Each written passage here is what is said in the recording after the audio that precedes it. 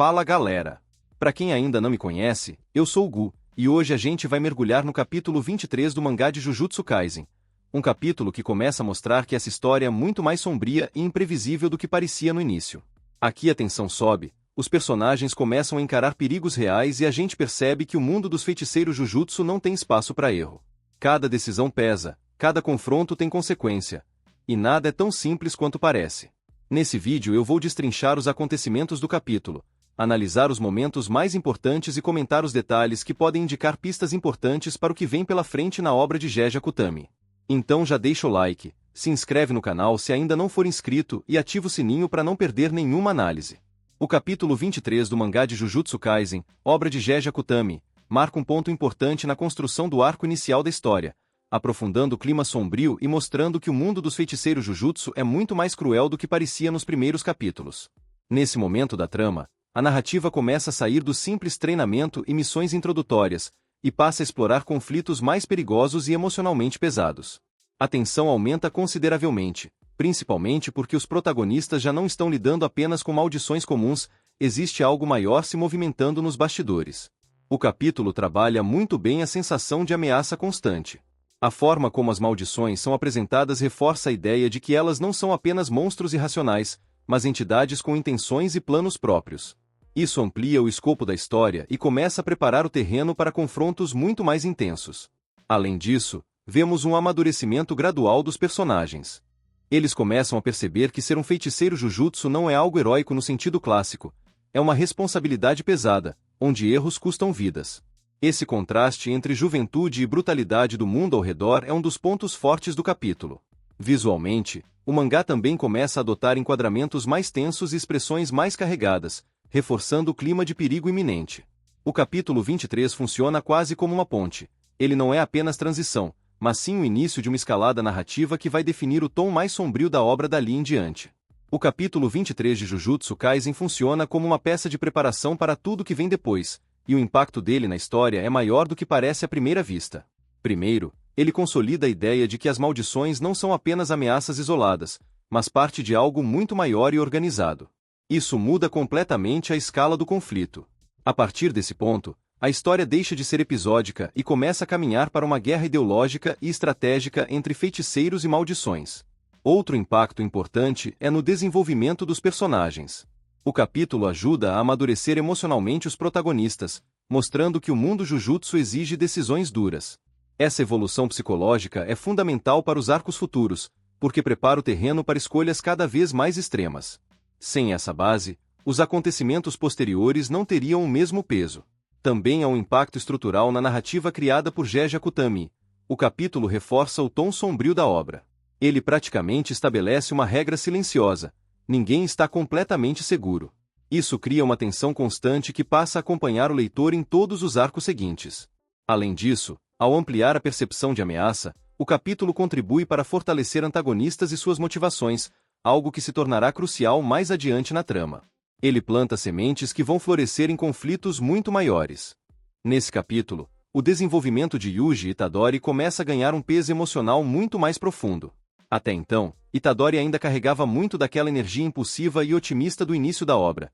Alguém que entrou no mundo Jujutsu movido pelo desejo simples de salvar pessoas e dar uma morte digna a quem pudesse. Mas nesse ponto da história, ele começa a perceber que a realidade é muito mais cruel do que sua visão inicial permitia. O capítulo reforça 3 aspectos importantes do crescimento dele. Tecla um confronto com a brutalidade do mundo Jujutsu.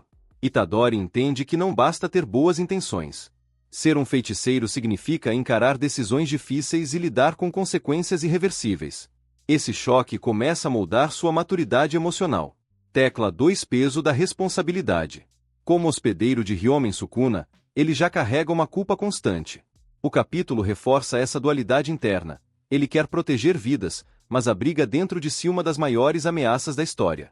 Essa tensão interna é essencial para o desenvolvimento psicológico dele. Ao invés de recuar diante da dureza da situação, Itadori começa a fortalecer sua convicção. Ele não é mais apenas um garoto reagindo aos acontecimentos, começa a se tornar alguém que entende o risco e escolhe seguir em frente mesmo assim.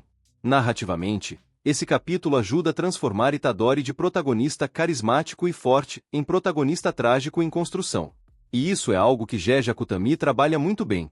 Cada pequeno choque emocional vai moldando o Yuji que veremos nos arcos futuros.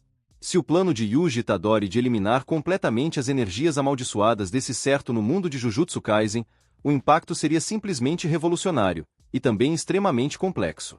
Porque acabar com a energia amaldiçoada não é só derrotar maldições, é alterar a própria estrutura do mundo. Essas maldições simplesmente deixariam de existir. Como as maldições nascem das emoções negativas humanas, medo, ódio, ressentimento, trauma, eliminar a energia amaldiçoada significaria fim das maldições, fim dos espíritos especiais, fim de ameaças como Sukuna e outras entidades desse tipo. O mundo se tornaria, teoricamente, mais seguro. Mas isso levanta uma questão. Se a energia amaldiçoada nasce das emoções humanas, isso significaria que as emoções negativas deixaram de existir? Ou elas existem, mas não se manifestam mais como energia? Se for a primeira opção, isso mudaria a própria natureza humana. O fim dos feiticeiros Jujutsu. Sem energia amaldiçoada, não existiriam técnicas inatas. Não existiriam expansões de domínio. Não existiria sistema Jujutsu. Escolas, clãs tradicionais e toda a estrutura de poder construída ao longo de gerações simplesmente perderiam sentido. Personagens que dedicaram a vida ao combate deixariam de ter função. O mundo ficaria mais normal, mas muitos perderiam sua identidade. Conflito filosófico central seria resolvido. A grande questão da obra criada por Jeje Akutami é: as maldições são um reflexo do lado sombrio da humanidade. Se elas deixassem de existir, isso significaria que a humanidade evoluiu? Ou que algo foi suprimido? Existe até uma possibilidade mais sombria. Talvez eliminar a energia amaldiçoada crie outro tipo de energia, outro desequilíbrio. E o que aconteceria com Itadori? Se o plano envolvesse também eliminar entidades como Sukuna, isso poderia significar o fim de Sukuna.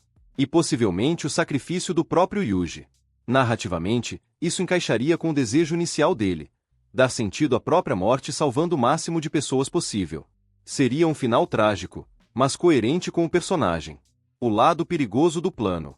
Eliminar completamente a energia amaldiçoada poderia romper o equilíbrio natural do mundo. Criar um vazio espiritual. Gerar uma nova forma de ameaça desconhecida. Porque em Jujutsu Kaisen, tudo funciona em equilíbrio. Retirar um elemento tão fundamental poderia ter consequências imprevisíveis. E esse foi o capítulo 23 do mangá de Jujutsu Kaisen módulo.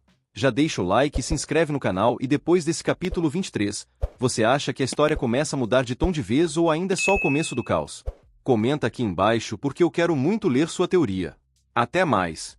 Aqui no canal tem um vídeo listando os 10 personagens mais fortes de Jujutsu Kaisen. Corre lá para assistir.